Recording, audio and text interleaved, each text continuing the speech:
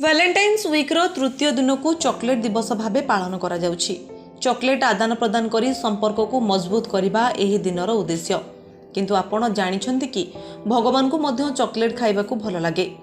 ଆପଣ ଜାଣିଲେ ଆଶ୍ଚର୍ଯ୍ୟ ହେବେ, ଭାରତର ଏପରି ଏକ ମନ୍ଦିର ଅଛି ଯେଉଁଠାରେ ଚକୋଲେଟ୍ ପ୍ରସାଦ ଭାବେ ଅର୍ପଣ କରାଯାଏ। ଭାରତର ଭେନିସ୍ ଭାବରେ ପ୍ରସିଦ୍ଧ ଆଲ୍ପିରେ ଅବସ୍ଥିତ ଥେକେନ୍ ପଲ୍ଲାନି ବାଲା ସୁବ୍ରମଣ୍ୟ ମନ୍ଦିର ଏକ ଅନନ୍ୟ ମନ୍ଦିର ଯେଉଁଠାରେ ଭକ୍ତମାନେ ଭଗବାନ ମୁର୍ଗନଙ୍କୁ ଚକୋଲେଟ୍ ଅର୍ପଣ କରନ୍ତି।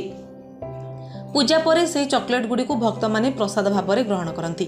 ଏହି ମନ୍ଦିରରେ ଭଗବାନ ମୁର୍ଗନଙ୍କ ଶିଶୁ ରୂପକୁ ପୂଜା କରାଯାଏ, ଯିଏ ମଞ୍ଚ ମୁର୍ଗନ ଭାବରେ ଜଣାଶୁଣା।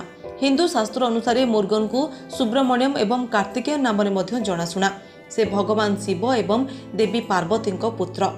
ବିଭିନ୍ନ ଜାତି ସମ୍ପ୍ରଦାୟ ଏବଂ ଧର୍ମର ଭକ୍ତମାନେ ସେମାନଙ୍କ ବିଶ୍ୱାସ ଅନୁସାରେ ଭଗବାନ ମୁର୍ଗନଙ୍କ ଆଶୀର୍ବାଦ ପାଇବା ପାଇଁ ଚକୋଲେଟ୍ର ବକ୍ସ ଆଣି ବାଣ୍ଟନ୍ତି।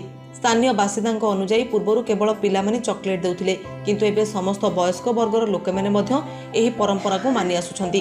ଏହା ବିଶ୍ୱାସ କରାଯାଏ ଯେ ଭଗବାନ ମୁର୍ଗନଙ୍କ ଶିଶୁ ରୂପ ଚକୋଲେଟ୍କୁ ଭଲ ପାଆନ୍ତି ଏବଂ ଏହି ବିଶ୍ୱାସ ଆକର୍ଷଣୀୟ ପ୍ରଥାକୁ ଜନ୍ମ ଦେଇଥାଇପାରେ। ବ୍ୟୁରୋ ରିପୋର୍ଟ, ହେବି ଶୂନ୍ୟତା।